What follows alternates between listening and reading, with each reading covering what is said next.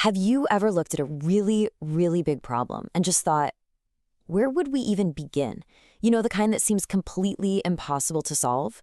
Well, today we're going to dive into this super elegant, really powerful strategy that might just be the key, not just for AI, but for our own brains too. It's called hierarchical learning. I mean, seriously, think about it. How would you teach a robot to clean the house? That's not one single instruction. It's, what, 1,000 different things? It's mopping, it's dusting, it's putting things away. The complexity is just, wow, it's staggering. And right there, that's the secret. It's actually surprisingly simple when you think about it. You just don't try to do it all in one go. You don't climb a mountain in a single leap, right? You find a path, you break it down into smaller steps. And that is the core idea we're talking about. Hierarchical learning is way more than just chopping up a problem. It's about building an intelligent structure, kind of like a chain of command for tasks. And that's what transforms this overwhelming, impossible problem into a neat series of totally achievable steps. Okay, so how does this actually work?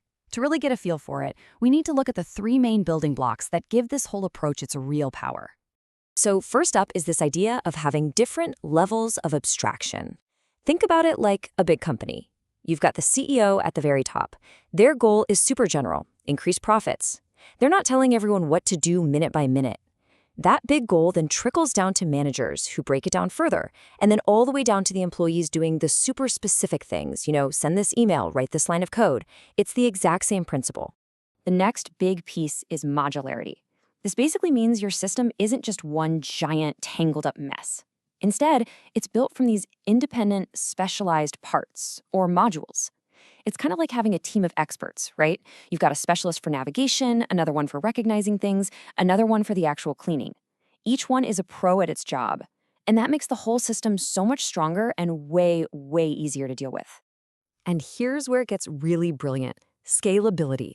Because you've built everything with these independent modules, you can add new skills or tackle even bigger problems without having to tear everything down and start over. So maybe you want your robot to clean the garage now too?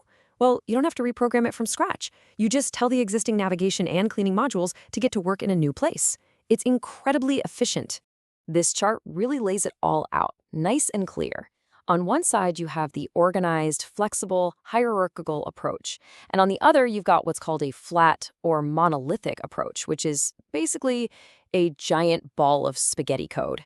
It's tangled, it's inefficient, and trying to change or grow it is a total nightmare. The difference couldn't be more obvious. All right, so the theory is cool and all, but let's get to the fun part. The real magic happens when you see where this idea is already shaping our world. Let's look at some real-world tech that completely depends on this principle to even work. Let's go back to our little cleaning robot. Okay, so its top-level goal is simple: clean the living room. The system immediately breaks that down into smaller jobs, like navigate around and don't crash into things.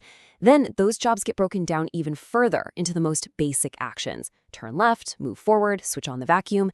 And what happens if it bumps into a chair? It doesn't freak out. It just calls up its navigation module again and says, hey, plot me a new course. That right there is hierarchy in action. And hey, it's not just for vacuums. This same thinking is absolutely vital for our future. Think about 6G networks. They're going to have to handle an unbelievable amount of data from billions of devices.